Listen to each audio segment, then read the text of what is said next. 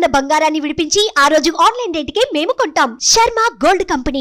నమస్కారం. సుమన్ టీవీ ప్రేక్షకులకు శ్రీ క్రోధినామ సంవత్సర ఉగాది శుభాకాంక్షలు. ఈ క్రోధినామ సంవత్సరం ద్వాదశ రాశుల వారికి ఏ రకంగా ఉండబోతుంది, ఈ ద్వాదశ రాశులలో నవనాయకులు ఎలా ఉన్నారు, ఎటువంటి ఫలితాన్ని ఇస్తున్నారు, వాటి ప్రభావం మనపై ఏ రకంగా ఉండబోతుంది, ఎటువంటి పరిహారాలు పాటించుకోవాలి, ఈ అంశాలను తెలియజేసేందుకు మనతో పాటు ఉన్నారు ప్రముఖ జ్యోతిష్య పండితులు బ్రహ్మశ్రీ నందిపట్ల శ్రీహరి శర్మ గారు. గురుగారు నమస్కారం. వాగర్థావివ సంపృక్తౌ వాగర్థ ప్రతిపత్తయే జగతః పితరౌ వందే పార్వతీ పరమేశ్వరౌ సదాశివసమారంభాం శంకరాచార్య మధ్యమాం అస్మదాచార్య పర్యంతం వందే గురు పరంపరాం. ఆదిత్యాయ చ సోమాయ మంగళాయ బుధాయ చ గురు శుక్ర శనిభ్యశ్చ రాహవే కేతవే నమః. గురుగారు, ఈ క్రోధినామ సంవత్సరం మరి మీనరాశి వారికి ఏ రకంగా ఉండబోతున్నాయి, వీరికి గ్రహాలు ఏ రకంగా అనుకూలిస్తున్నాయి? క్రోధినామ సంవత్సరం పేరులోనే ఉంది. క్రోధం అనగా కోపాన్ని ప్రదర్శించుట, కోపాన్ని వెలిబుచ్చుట. గడిచినటువంటి సంవత్సరాలైనటువంటి శ్రీ శుభకృత నామ సంవత్సరాలు ప్రజలకి కొంత ఇబ్బందుల నుంచి బయటపడేసే విధంగా ఉన్నప్పటికీ ఈ క్రోధనామ సంవత్సరంలో కొన్ని విపత్కర పరిస్థితులు ప్రజలు పాలకులు ఎదుర్కోవాల్సినటువంటి పరిస్థితి. పాలించే పాలకుడు మంచివాడైతే ప్రజలు సుఖపడతారు, పాలించే పాలకులు చెడ్డవాడైతే ప్రజలు ఇక్కట్లు కష్టాలు పడక తప్పదు. ఈ క్రోధినామ సంవత్సరానికి పాలకుడైనటువంటి రాజుగా కుజుడు, సలహాలు సహాయ సహకారాలు అందించేటువంటి మంత్రిగా శని భగవాన్ ఉండడం, ఈ శని కుజులకు ఇద్దరికి కూడా పరస్పర వైరుధ్యం ఉండడం, కాబట్టి పాలకులు తీసుకున్నటువంటి నిర్ణయాలు అమలుపరిచేటువంటి విధానంలో న్యాయమూర్తులు, వీటిని ఆధారం చేసుకొని ప్రజలు సమన్వయ లోపం ఉండడం వల్ల కొన్ని ఇబ్బందికర పరిస్థితులు అనేటివి ప్రజలు ఎదుర్కొంటారు. ఖచ్చితంగా న్యాయానికి ప్రతీక కుజ భగవానుడు, అలాగే నిష్పక్షపాతానికి నిజాయితీకి ప్రతీక శని భగవానుడు. కాబట్టి ఈ ఇద్దరు కూడా వెరసి సూచించేది ఒకే వ్యవస్థ, న్యాయ వ్యవస్థ. ఖచ్చితంగా న్యాయ వ్యవస్థలో సమూలమైనటువంటి మార్పులు చేర్పులు చోటు చేసుకోబోతున్నాయి. అలాగే రాజ్యాంగ సవరణలు చేసేటువంటి అవకాశాలు, నూతన చట్టాలు అమలుపరిచే విధంగా కొన్ని పాలకులు నిర్ణయాలు తీసుకుంటారు. దీని ప్రభావం వలన కుజస్తంభనం ఏర్పడినప్పటి ఈ సమయం నుంచి, అనగా 21 అక్టోబర్ 2024 నుంచి 21 జనవరి 2025 వరకు, అలాగే శని బలహీనుడైనటువంటి సందర్భం, శని మౌఢ్యమైనటువంటి 23 ఫిబ్రవరి 2025 నుంచి 29 మార్చి 2025 వరకు ఉన్నటువంటి సమయంలో ప్రజలు కొంత ఆందోళన పడేటువంటి అవకాశాలు ఎక్కువగా ఉంటాయి.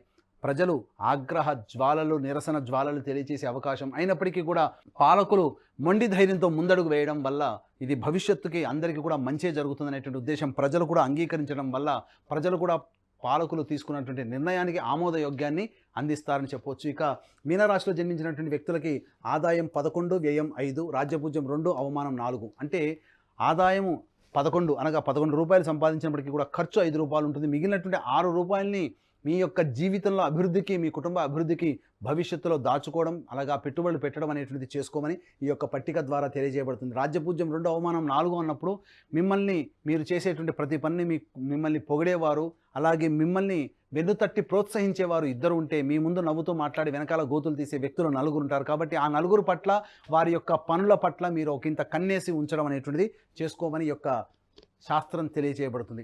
ఇక గమనించుకున్నట్లయితే మీనరాశిలోని రాహు, వ్యయస్థానంలో శని భగవానుడు, అలాగే తృతీయంలో గురువు మరియు సప్తమంలో కేతు. ముఖ్యంగా ఈ యొక్క మీనరాశికి రాహు ప్రభావం అధికంగా ఉంటుంది. రాహు అనేటువంటి వాడు ఏంటంటే మాయాకారకుడు. రాహువు అయినా కేతు అయినా, రాహువు చెప్పి చేస్తాడు, కేతువు చెప్పకుండా చేస్తాడు.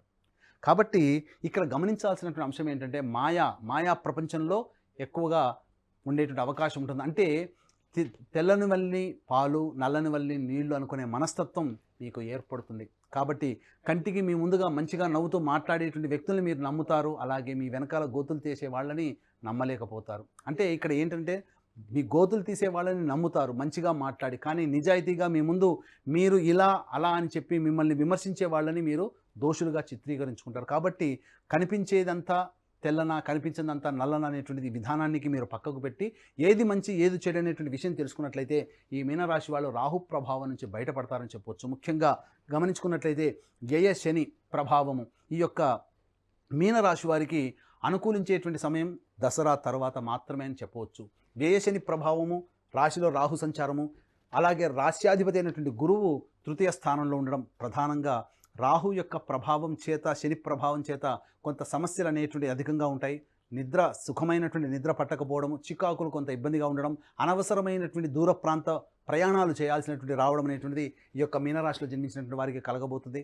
అలాగే ఈ యొక్క సంవత్సరం అక్టోబర్ వరకు కూడా రాశినాథుడైనటువంటి గురువు తృతీయ స్థానంలో సంచారం చేస్తున్నటువంటి ఈ కారణం చేత ప్రధానంగా మీకు ఆత్మస్థైర్యం లోపిస్తుంది. అనగా మీరు చేసే పని మేము విజయం పొందుతామా లేదా అనేటువంటి ఆలోచనతోనే మీరు ప్రధానంగా మీ యొక్క పనిని ప్రారంభిస్తారు.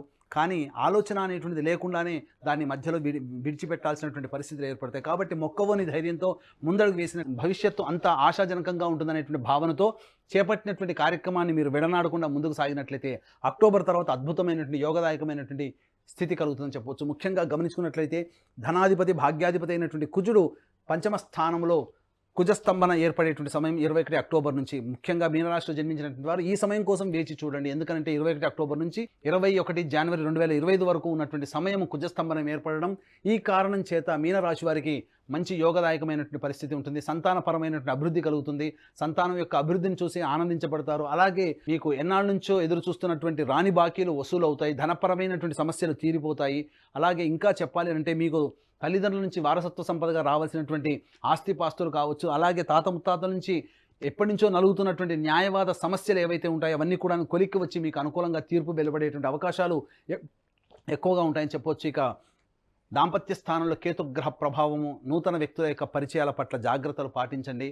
మత ఆచారాన్ని పాటించని వ్యక్తుల వల్ల మీకు ఎక్కువగా ఇబ్బందికర పరిస్థితులు ఎదురవుతాయని చెప్పవచ్చు. ప్రధానంగా రాహుకేతుల యొక్క ప్రభావం వలన జీవిత భాగస్వామితో కొంత ఇబ్బందికర పరిస్థితులు అక్టోబర్ లోపల ఏర్పడే అవకాశం ఉంటుంది. కాబట్టి మీరు జీవిత భాగస్వామితో ఆనందంగా గడిపేటువంటి విధంగా చేసుకుంటే మంచి జరుగుతుంది. అలాగే ఈ యొక్క మీనరాశిలో జన్మించినటువంటి వారికి, రియల్ ఎస్టేట్ రంగంలో ఉన్నటువంటి వారికి చక్కటి ఆదాయం అనేటువంటిది అక్టోబర్ నుంచి ఏర్పడబోతుంది. కాబట్టి నూతన వెంచర్స్ ఏవైనా ఉన్నప్పటికీ కూడా దసరా తర్వాత ప్రారంభించే అవకాశం మీరు వీలు కల్పించుకోండి. అలాగే కేంద్ర రాష్ట్ర ప్రభుత్వాలకు సంబంధించి పనిచేసేటువంటి వ్యక్తులు మాయా ప్రభావానికి లోనవుతారు. కాబట్టి మీకు తెలియకుండానే మీ పేరు మీద ఇబ్బందికర పరిస్థితులు అనేటువంటి జరుగుతాయి. కాబట్టి ధనపరమైనటువంటి వ్యవహారాలు కానీ లేదా ఏదైనా కానీ వ్యవహారం జామీందారుగా ఉండడం లేదా ఎవరికైనా కానీ గ్యారంటీదారుగా ఉండడం అనేటువంటిది చేయకండి.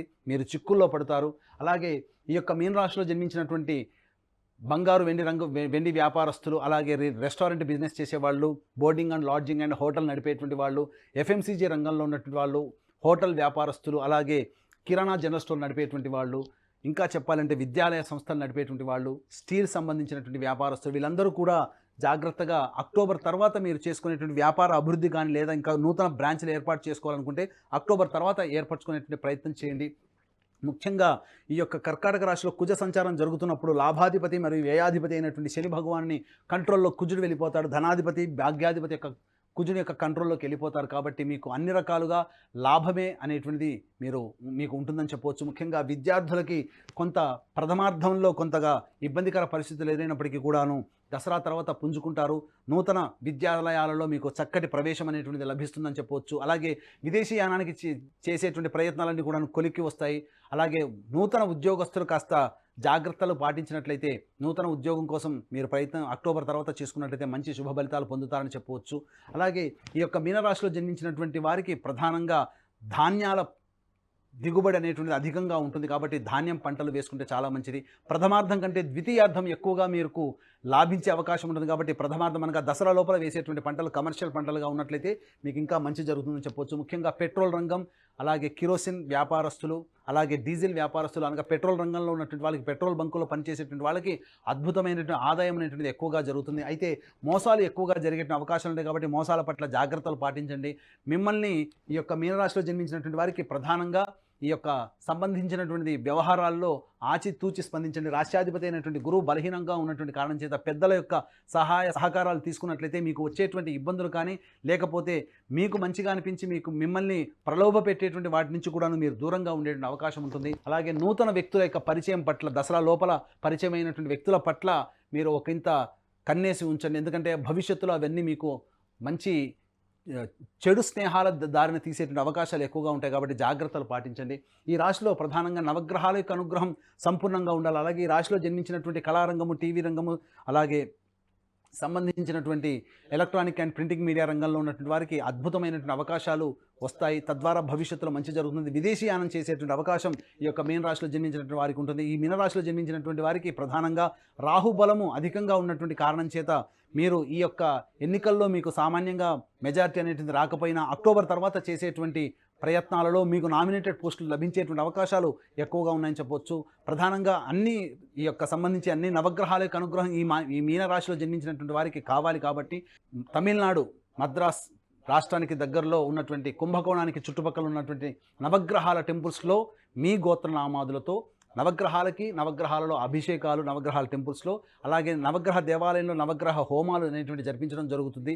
నవగ్రహాల యొక్క అనుగ్రహం మీకు సంపూర్ణంగా కలగాలనేటువంటి సదుద్దేశంతో, అలాగే వివాహం కావాల్సినటువంటి అబ్బాయిలకి అమ్మాయిలకి మరియు ఆరోగ్యం కోసం కఠినమైనటువంటి ఈ జటిలమైనటువంటి సమస్యల పరిష్కారం కోసం హోమాది కార్యక్రమాలు, అలాగే మీనరాశి వారు ఏలిన నాటి శని ప్రభావంలో ఉన్నారు కాబట్టి శని దోష పరిహారార్థమై హోమాది కార్యక్రమాలు జరిపించడం జరుగుతుంది. కాబట్టి అవకాశం ఉన్న వాళ్ళు కార్యక్రమ తదంతరం కాంటాక్ట్ చేసి పూర్తి వివరాలు తెలుసుకోవచ్చు. అలాగే తండ్రి వైపు 7 తరాలు, తల్లి వైపు 4 తరాలు ఏవైనా దుర్మరణాలు అనగా road accident, fire accident, suicide attempt, నదిలో బావిలో పడి చనిపోవడం, ఇంట్లోంచి వెళ్ళిపోవడం, లివర్ ఫెయిలే, కిడ్నీ ఫెయిలే, క్యాన్సర్తో చనిపోవడం, అలాగే 60 సంవత్సరాల లోపల ఈ విధంగా చనిపోయినా, మీ కుటుంబ సభ్యులు కులాంతర మతాంతర వివాహాలు చేసుకున్నా, మీ కుటుంబంలోని వ్యక్తులకి వివాహాలు కాకున్నా, దాంపత్య సమస్యలు ఎదురవుతున్నా, సంతానం కలగకున్నా, ఇవన్నీ కూడాను పితృదోషాలకి సంబంధించినవి. కాబట్టి ఈ పితృదోష నివారణార్థమే ప్రతి నెల మా పీఠం ఆధ్వర్యంలో పితృదోష నివారణ పూజలు, హోమాలు అనేటువంటి జరిపించడం జరుగుతుంది. కాబట్టి ఈ యొక్క పితృదోష నివారణలో పాల్గొనదలుచుకున్న వాళ్ళు కార్యక్రమ తదంతరం కాంటాక్ట్ చేసి పూర్తి వివరాలు తెలుసుకోవచ్చు. గురుగారు, మీనరాశిలో జన్మించినటువంటి స్త్రీలకు మరి ఎలా ఉండబోతుంది? మీనరాశిలో జన్మించినటువంటి స్త్రీలకి ప్రధానంగా నమ్మి స్నేహం చేసేటువంటి వ్యక్తుల వల్ల ఇబ్బందులు పడే అవకాశాలు ఎక్కువగా ఉన్నాయని చెప్పవచ్చు. అలాగే ప్రధానంగా మీకు సంతానానికి సంబంధించిన అభివృద్ధి కనబడుతుంది. సంతానం కోసం ఎదురు చూసేటువంటి మహిళలకి సంతాన సౌఖ్యం లభిస్తుంది. అయితే ఆరోగ్యం పట్ల శ్రద్ధ వహించాల్సినటువంటి పరిస్థితి. అన్ఐడెంటిఫైడ్ ఇల్నెస్ అనేటువంటిది మీకు ఎక్కువగా, అనగా ఏ పరీక్షలు చేసుకున్నప్పటికీ అంతా నార్మల్గా ఉంటుంది, కానీ ఏదో మానసిక శారీరక లోపాలతో ఇబ్బంది పడుతూ ఉంటారని చెప్పవచ్చు. అలాగే రాశినాథుడైనటువంటి గురువు బలహీనంగా ఉన్నటువంటి కారణం చేత మీ అక్టోబర్ వరకు కూడా మీకు ఉన్నటువంటి మీ యొక్క మాటకి విలువ తగ్గిపోవడము, కుటుంబ సభ్యుల యొక్క ప్రేమ ఆదరణ నోచుకోలేకపోవడం అనేటువంటి మీకు కొంత బాధ కలిగిస్తుంది. అలాగే మీరు ఇతరుల వల్ల నష్టపోయేటువంటి అవకాశాలు ఎక్కువగా ఉన్నాయి. కాబట్టి ధనపరమైనటువంటి విషయాల్లో కానీ, లేదా మీ వస్తువులకి విలువైనటువంటి వస్తువుల విషయాల్లో కానీ మీరు జాగ్రత్తలు పాటించినట్లయితే మంచి జరుగుతుందని చెప్పవచ్చు. ఏదైనప్పటికీ కూడాను నూతన గృహ సంబంధించినటువంటి కార్యక్రమాలు జరుగుతాయి. నూతన వాహన కొనుగోలు కానీ, నూతన గృహ నిర్మాణం కానీ చేపట్టేటువంటి అవకాశాలు ఎక్కువగా ఉన్నాయని చెప్పవచ్చు. గురుగారు, మీనరాశిలో జన్మించిన వారు ఇంకా ఎటువంటి పరిహారాలను పాటించుకుంటే మరింత యోగదాయకంగా ఉంటుంది వాళ్ళకి? ప్రధానంగా ఈ యొక్క మీనరాశిలో జన్మించినటువంటి వారు సుబ్రహ్మణ్య స్వామి ఆరాధన బాగా చేసినట్లయితే మంచి జరుగుతుంది. ప్రతి మంగళవారం రోజున సుబ్రహ్మణ్య స్వామికి ఆవు పాలు, ఆవు నెయ్యి, తేనె ఈ మూడింటితో అభిషేకం జరిపించండి. ఇలా మీరు 7 వారాల పాటు చేసినట్లయితే మీకున్నటువంటి సమస్య పరిష్కారం అవుతుంది. ముఖ్యంగా మీరు ప్రతిరోజు కూడాను మీకు సులువైనటువంటి పరిహారం ఏంటంటే, దేవాలయానికి వెళ్ళినప్పుడు ఏదైనా ఉచిత సేవ చేయండి. లేకపోతే దేవాలయంలో ఎవరైనా కానీ పదార్థాలు, అనగా దైవ ప్రసాదము పెట్టిన తర్వాత చాలామంది ఈ కరివేపాకులు, అలాగే మిరపకాయలు ఉన్నటువంటివన్నీ కింద పడేస్తారు, మిగతాదంతా భుజిస్తారు. కానీ ఒకసారి ప్రసాదంగా పెట్టినటువంటిది ఏదైనా మంచైనా చెడైనా అది దైవ ప్రసాదమే. కాబట్టి కింద తొక్కేటువంటి అవకాశం ఎవరికి ఇవ్వకుండా అవన్నీ తీసి డస్ట్బిన్లో వేసి చేయి కడుక్కోండి. ఈ విధంగా చేసినట్లయితే గురుబలం అమాంతంగా పెరిగిపోతుంది. తద్వారా మీకున్నటువంటి పనులు మీకు తెలియకుండానే అనుకూలంగా జరిగిపోతాయని చెప్పొచ్చు. ఈ యొక్క మీన రాశిలో జన్మించినటువంటి వారికి అదృష్ట సంఖ్య 3, అదృష్ట వారము ఆదివారము, మంగళవారం. గురుగారు, మీనరాశి వారికి ఈ క్రోధినామ సంవత్సరం ఎలా ఉండబోతుంది, ఎటువంటి పరిహారాలను పాటించుకుంటే వాళ్ళకి బాగుంటుందనే విషయాన్ని తెలియజేసినందుకు ధన్యవాదాలండి. సర్వం శ్రీ ఉమామహేశ్వర పరబ్రహ్మార్పణమస్తు.